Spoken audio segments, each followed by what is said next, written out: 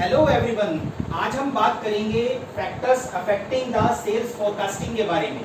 मैंने आप लोगों को पिछली स्लाइड में बताया था कि सेल्स फोरकास्टिंग एक इम्पॉर्टेंट टूल है फ्यूचर सेल्स प्लानिंग के लिए।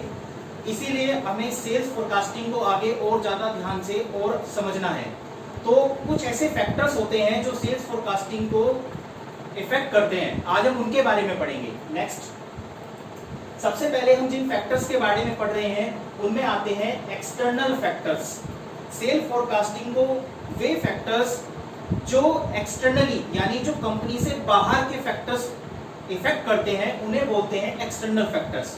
इन पर कंपनी का कोई कंट्रोल नहीं होता और कंपनी को अपनी पॉलिसीज जो है वो इन्हीं फैक्टर्स के अकॉर्डिंग बनानी होती है और इम्प्लीमेंट करनी होती है।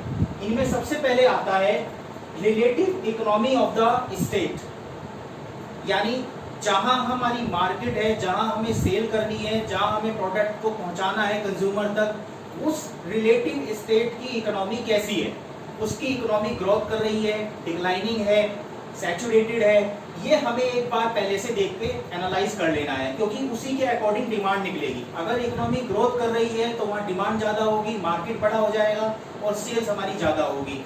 और अगर इकोनॉमी कम हो रही है, घट रही है, तो उसी हिसाब से सेल्स भी कम होगी, क्योंकि मार्केट जो है नीचे डिक्लाइनिंग की तरफ जा रहा है। तो सबसे पहले जो फैक्टर इफेक्ट करता है वो है relative economy of the state. Second factor इसमें आता है डायरेक्ट और इनडायरेक्ट कंपटीशन। जैसा आज के टाइम कंपटीशन का है, मार्केट में किसी भी प्रोडक्ट के साथ में अदर कंपनीज के प्रोडक्ट भी निकाले होते हैं, सब लोग निकालते हैं और सभी लोग मार्केट में अपना शेयर लेने के लिए कंपटीशन करते हैं। प्राइस कंपटीशन होता है, कॉस्ट कंपटीशन होता है, क्वालिटी कंपटीशन होता है। तो डायरेक्टली इनडायरेक्टली जो कंपटीशन आना है मार्केट से, उसके अकॉर्डिंग हमें अपनी सेल फोरकास्टिंग करनी होती है। उसी से पता चलेगा कि कितनी सेल्स हमारी बढ़ेगी, कितनी घटेगी, क्या क्या फैक्टर्स हमारी सेल को इफेक्ट करेंगे। नेक्स्ट आता है इसमें कंज्यूमर अर्निंग्स। ये एक इम्पॉर्टेंट थिंग है कि जो प्रोडक्ट हमने मार्केट में निकाला है, जो प्रोडक्ट हमारा सेल होना है मार्केट में, वो अल्टीमेटली किसे परचेज करना है, कंज्यूमर को परचेज करना है। और कंज्यूमर कब परचेज करेगा, जब कंज्यूमर की अर्निंग्स होंगी, सेविंग्स होंगी, वो उन्हीं से ही परचेज करेगा। तो अगर कंज्यूमर्स की अर्निंग है और कंज्यूमर अच्छा कमा रहे हैं तो वो अच्छा एक्सपेंसिव भी करेंगे प्रोडक्ट्स के ऊपर और प्रोडक्ट की डिमांड बढ़ेगी। अगर कंज्यूमर्स की अर्निंग ही नहीं है तो वो प्रोडक्ट्स कम खरीदेगा या लिमिटेड क्वांटिटी में खरीदेगा। तो ये फैक्टर बहुत ज्यादा सेल को इफेक्ट करता है। नेक्स्ट आता है इसमें इंक्रीज इन पॉपुलेशन। जितनी ज्यादा पॉपुलेशन होगी उतना ही ज्यादा मार्केट बढ़ जाएगा, उतनी ज्यादा डिमांड बढ़ेगी, उतना ही बड़ा मार्केट होगा, उतनी ज्यादा वहां खपत होगी प्रोडक्ट्स की। तो ये एक फैक्टर है कि जहां ज्यादा पॉपुलेशन होती है वहां पर ज्यादा प्रोडक्ट बिकता है, बजाय उसके कि जिस जगह पर पॉपुलेशन कम होती है, क्योंकि उसी हिसाब से डिमांड भी कम हो जाती है। नेक्स्ट है स्टाइल और फैशन। स्टाइल और फैशन भी डिमांड को बढ़ा भी सकते हैं और घटा भी सकते हैं। तो ये भी एक फैक्टर है जो सेल को डिक्रीज भी कर सकता है, इंक्रीज भी कर सकता है। अगर फैशन बदल गया तो जितना प्रोडक्ट हमने बनाया है, अगर वो आउट ऑफ फैशन हो गया तो वो बेकार हो जाएगा, नहीं बिकेगा आगे। और अगर फैशन चेंज हो गया है तो हमें उसी के अकॉर्डिंग जो है नए प्रोडक्ट्स निकालने पड़ेंगे, फैशन के अकॉर्डिंग ही, स्टाइल के अकॉर्डिंग ही नए नए प्रोडक्ट लाने पड़ेंगे। तो इसका भी अंदाजा लगा लेना चाहिए कि मार्केट में फैशन का ट्रेंड क्या चल रहा है, क्योंकि अगर प्रोडक्ट आपने मार्केट में इंट्रोड्यूस करना है, लंबे टाइम तक बनाए रखना है, तो फैशन का भी एनालिसिस करना पड़ेगा। नेक्स्ट है वेदर। वेदर एक इम्पॉर्टेंट रोल प्ले करता है किसी भी प्रोडक्ट की सेल फोरकास्टिंग में। सपोज करिए गर्म कपड़े हैं तो वो गर्मी के मौसम में, समर वेदर में नहीं बिकेंगे, वो विंटर वेदर में बिकेंगे। और ऐसे ही समर के जो क्लोथ्स होंगे वो जो है समर में ही ज्यादा बिकेंगे, बजाय इसके कि वो विंटर में बिकेंगे। तो एक वेदर भी इम्पोर्टेंट रोल प्ले करता है कि फ्यूचर में हमारी जो डिमांड है वो किस तरह से आएगी और उसके हिसाब से हमें क्या स्ट्रेटेजी बनानी है। जिस कंपनी में फिलहाल वेदर के क्लोथ्स जो है मैन्युफैक्चरर हो रहे हैं विंटर मौसम के लिए, जैसे ही समर मौसम का आने वाला होगा, वेदर आने वाला होगा, तो उसी के अकॉर्डिंग अपनी पॉलिसी चेंज करके अब समर कलेक्शन बनाना शुरू कर देंगे।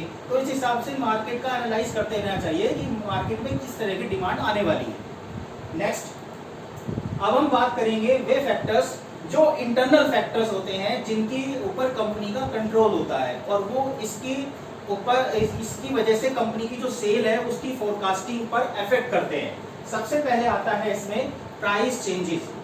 ये सबसे इंपॉर्टेंट है। अगर कंपनी अपने प्रोडक्ट का प्राइस बढ़ा देती है तो निश्चित सी बात है कि उसकी जो सेल्स है वो धीरे धीरे थोड़ी कम होगी, क्योंकि प्राइस बढ़ने से डिमांड जो है वो कम होती है। ये सिंपल सा इकोनॉमी का रूल है। जैसे जैसे प्राइस कम होता है उसी हिसाब से डिमांड इंक्रीज होती है। प्राइस अगर बढ़ता है तो डिमांड जो है वो डिक्रीज होती है।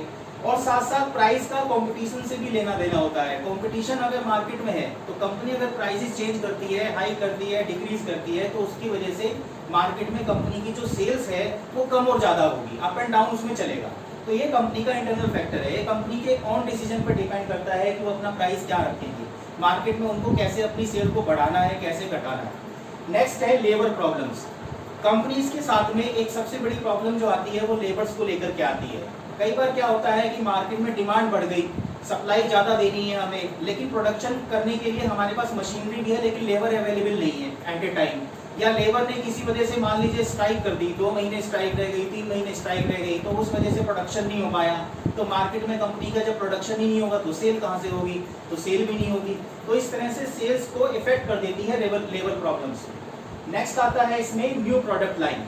नए नए प्रोडक्ट्स निकालना, साथ साथ जब हम नए नए प्रोडक्ट्स लेके चलते हैं मार्केट में एक ही प्रोडक्ट के साथ में, तो वो सब जो प्रेजेंट प्रोडक्ट है उसकी जो डिमांड है उसको इफेक्ट करते हैं। उसकी जो मार्केट में प्रोडक्शन है, जो उसकी जो खपत है वो उसको कम कर देते हैं और नए नए प्रोडक्ट की भी सेल होनी शुरू हो जाती है। वो मार्केट में अपना शेयर ले लेते हैं, जिसकी वजह से पुराने प्रोडक्ट की सेल भी घटने लगती है। नेक्स्ट है इन्वेंट्री शॉर्टेज। कई बार क्या होता है कंपनीज के पास में इन्वेंट्री की शॉर्टेज हो जाती है। जो प्रोडक्शन हमें करना है उसके लिए जो रॉ मटेरियल चाहिए वो टाइम पर अवेलेबल नहीं हो पाता है। तो जब इन्वेंट्री ही नहीं होगी तो प्रोडक्शन नहीं होगा, प्रोडक्शन नहीं होगा तो सीधी सी बात है कि हमारी जो सेल्स है वो इफेक्ट हो जाएगी, सेल उतनी नहीं हो पाएगी। तो इस बात का भी पहले एनालिसिस कर लेना चाहिए कि इन्वेंट्री शॉर्टेज फ्यूचर में क्या होने की प्रोबेबिलिटी है।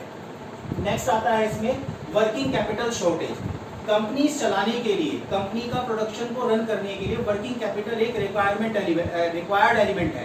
जितना ज़्यादा वर्किंग कैपिटल का फ्लो इजी होगा उतना ही ज़्यादा जो है प्रोडक्शन करने में कंपनी को आसानी होगी। जैसे माल लाना है, माल बेचना है, सप्लायर से माल आएगा उन्हें पेमेंट करना है, प्रोडक्शन जब लेबर करेगी तो उनको पेमेंट करना है, सेल होगी तो उनसे पेमेंट आएगा। तो ये जो एक साइकिल है जो चलता है वर्किंग कैपिटल का, ये लगातार स्मूथली होते रहना चाहिए। अगर ये रुकेगा तो इस वजह से जो है कंपनी का जो प्रोडक्शन है वो भी रुक जाएगा। नेक्स्ट आता है इसमें डिस्ट्रीब्यूशन चैनल। डिस्ट्रीब्यूशन चैनल वो होते हैं जो हमारे प्रोडक्ट को मार्केट तक, कंज्यूमर तक पहुंचाने में हेल्प करते हैं। अगर किसी वजह से हमारे डिस्ट्रीब्यूशन चैनल जो है वो सही तरह काम ना करें, हमारा प्रोडक्ट जो है मार्केट तक ना इजीली पहुंच पा रहा हो, या हमारा प्रोडक्शन जो है वो डिस्ट्रीब्यूशन चैनल मार्केट में कंज्यूमर तक इजीली नहीं दे पा रहे हैं, नहीं पहुंचा रहे हैं, तो ये भी हमारी सेल्स को इफेक्ट करती है। हमारी जब प्रोडक्शन ही नहीं आ जाएगा मार्केट में, कंज्यूमर तक पहुंच ही नहीं होगी उसकी, तो सेल कहाँ से होगी। नेक्स्ट आता है इसमें प्रोडक्शन कैपेबिलिटी। हर किसी कंपनी की एक अपनी प्रोडक्शन कैपेबिलिटी होती है, तो सेल फोरकास्टिंग को प्रोडक्शन कैपेबिलिटी भी अफेक्ट करती है। हम केवल उतना ही प्रोडक्शन कर सकते हैं जितनी हमारी कैपेबिलिटी है, तो उसके अकॉर्डिंग ही अपनी सेल फोरकास्टिंग का एक अंदाजा लगा लेना चाहिए कि किसके कितना अकॉर्डिंग हम जो इसके अकॉर्डिंग जो है मार्केट शेयर जो है वो अचीव कर सकते हैं और कितना प्रोडक्शन करके हम मार्केट में सेल कर सकते हैं। तो आज हमने जो है वे फैक्टर्स पढ़े हैं जो सेल फोरकास्टिंग को अफेक्ट करते हैं। Thank you very much.